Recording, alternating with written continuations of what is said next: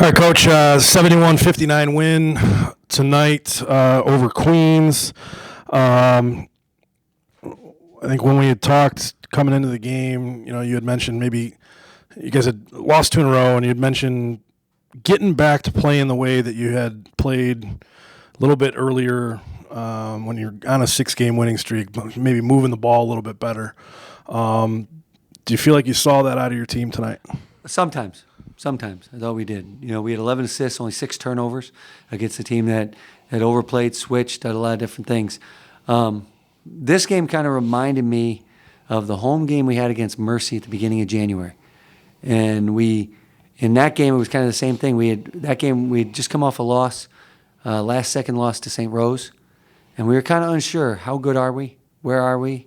And we had a lead, and we were pretty comfortable with the lead. And then all of a sudden, they made a run on us and took the lead in the second half. And then at some point, we just kind of got ticked off and said, "Let's go." And we came back and stretched it, and that's what I thought we did tonight. I thought we had really good contributions from a number of different guys, and we were able to celebrate senior night the way you want to celebrate, and more importantly, get back on the winning track and get us a win to get us to feel comfortable. And, you get a little more bounce in your step, and it's always easier to come to work after a win. So we know what has to be fixed. We know how we have to play. And we got one more regular season game left and then the playoffs. So we gotta be sharp. Big play in the game. Queens top player Tyree White picks up his 4th foul, has to go to the bench, I think right at the under 8 media timeout. You guys were leading by 3 at that point, end up outscoring them, I think it's 17-8 the rest of the way. And really, J.J. Wilkes down the stretch was just big for you again, and we've seen that a bunch of times here. Hey, it's senior day. He turned to me at one point when they had kind of taken the lead, and he said, I'm ready. And there was about 12 minutes to go, and we put him in. And the only reason I took him out near the end, and right before the under 4 timeout, is he was gassed. And he was, the guys were giving it up. Hey, how about the kid, Marquise Roberts, on their team is throwing up right by our bench. And the guys were playing hard. And it was a good college basketball game. Teams were playing hard, physical, aggressive. And, they were leaving it all on the floor, and he literally did leave it on the floor and in the bucket. I didn't even know there was a bucket there, and he was making it in the bucket. It was crazy. But we did, what we had to do, and we played a team that's been playing very well of late, just went in and blew out LIU Post, who blew out Bridgeport tonight. So, they were playing well, and they have a veteran team of 4 senior starters. They bring another senior off the bench who's very good. They are a veteran team that's well schooled and well coached, and we had to play well. And I thought we played well enough to get a win. Really, you guys led throughout by Arif Mametai throughout the game.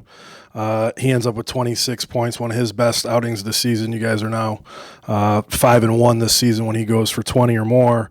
You're also 7-2 when Darius Garvin scores in double figures. He was 7 of 7 from the field, 16 points. What did you see from those two? Well, I thought Garvin was much more aggressive. He got out in transition, got going, but we've been talking to him about being more aggressive. We need him for us to be good. And he made shots. He made threes. He had a couple big threes, really lead stretching threes, nice passes from Arif.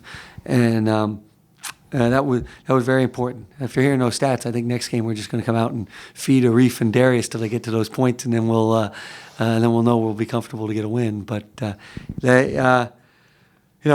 we've been through a lot, and Darius has played. It's funny, he never, he didn't know how much to expect to play this year, and then we had the injuries to Nick Petroselli and Jay Sarkis, and he's played a ton of minutes. And there are times when he's been very good, and usually, like you said, when he's good, we're good. So we need him to be aggressive. It's time now. And how about Arif?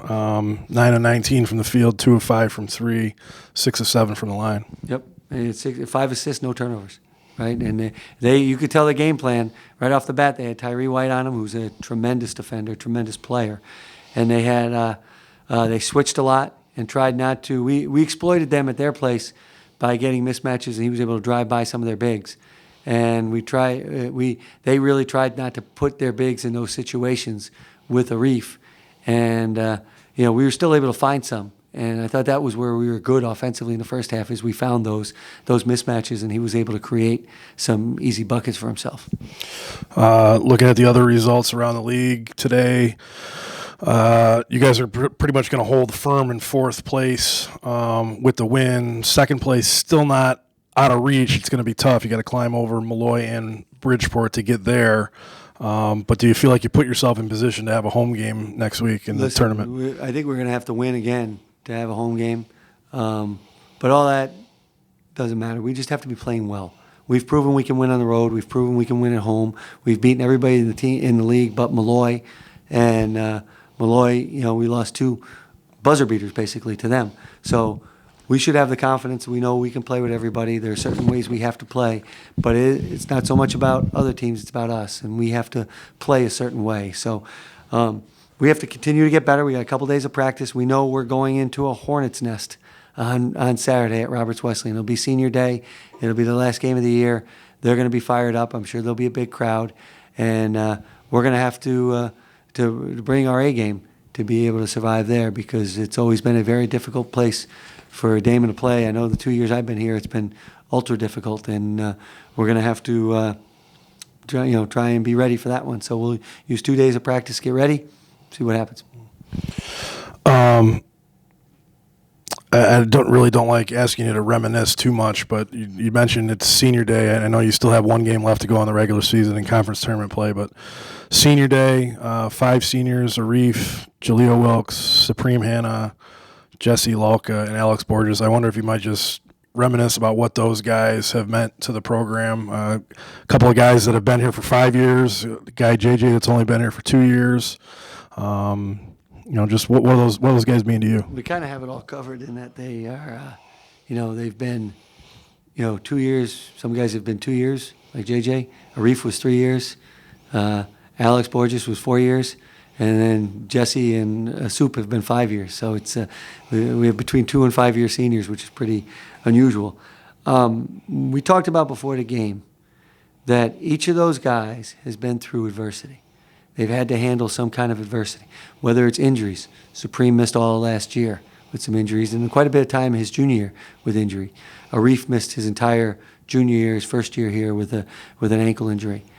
Some of it is they didn't play maybe as much as they had before, and Jesse and Alex's case both, Jesse went from a little used guy to really a important part of our team this year.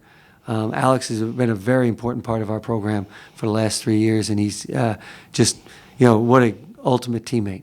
Ultimate teammate, really wants to win. You see the guys, how much they love when he scores or when he makes a good play, makes a block. They just get so fired up, and it's great to see. He's a tremendous defender and really smart player, which is what you expect from a guy who's pre-med and going to be a doctor someday. I'm always indebted to Alex and Jesse too, because they were guys who were, before I got here, were little used role guys, and we kind of leaned on them a little bit, and they trusted me and what we were doing, and have bought in, and they've really been important parts of the first year I was here. We won the USCAA championship, and you were part of that staff, and that we counted on those guys. We really did. By the end of the year, we needed Jesse Lalka coming off the bench. We actually were so injured he was starting, and then we realized we needed somebody we can count on off the bench, and we brought him off the bench, and he was really good that way. And Alex had the unenviable task of going against Gerald Beverly every day in practice. But we always kind of knew, and you know this, that when we put him in there, we're not going to get what Gerald gave us, but we weren't going to fall off the face of the earth either. He was just so solid. So for those guys, they've just been great team guys, and that's what they are. And their parents, I know, are so proud of them. They should be, because they're such great guys, really, really good guys, and great great players that have helped us. They've helped us win a lot of games. We're not 17-8 without Alex Borges and without Jesse. Arif gets a lot of accolades, and Arif has been, he had injuries, he's had other stuff. He is a very good player. He's one of the best players in this league. And he's improved defensively, He's become more of a complete player, as you saw today with the 5 assists. Just a real, and he's, as you know too, hilarious, funny guy who keeps everything light and makes my hair grayer at times, which we didn't think was possible. The 2 guards, JJ, I've known since he was probably sophomore in high school when he played AAU with my son Matt, and great kid, and he kind of was a guy. He almost recruited us a little bit. He almost went to Queens. He didn't really have many offers, and he really didn't want to go to Queens and wanted to come home and play here, and it's worked out great for us. I'll tell you, there's a guy. He didn't shoot well tonight. He was 4 for 12, but he was a guy last year when he had the ball going to the layup, going for the rim. You kind of hid your eyes going, uh-oh, I don't know what's going to happen. Now he's like automatic. He's really automatic, and he's made himself a shooter. He's 1 for 2 from 3 tonight. He's a guy who can make threes. He's just he's really made himself into a player. And Soup is, I'll tell you, he's had some rough stretches, and I think people forget, he missed all last year. And but what a great guy, and a guy who's been through so much, and hadn't played really in 2 years, and I still remember being at the USCA's my first year, and Soup saying to me, walking out, and Soup had played like 38 minutes. After the first 2 games, he averaged about 38 and a half minutes. And I said, Soup, you're not too tired? He goes, Coach, I've never played here. I go, what do you mean? You've been in the USCA's 2 years in a row. And he goes, I never got in.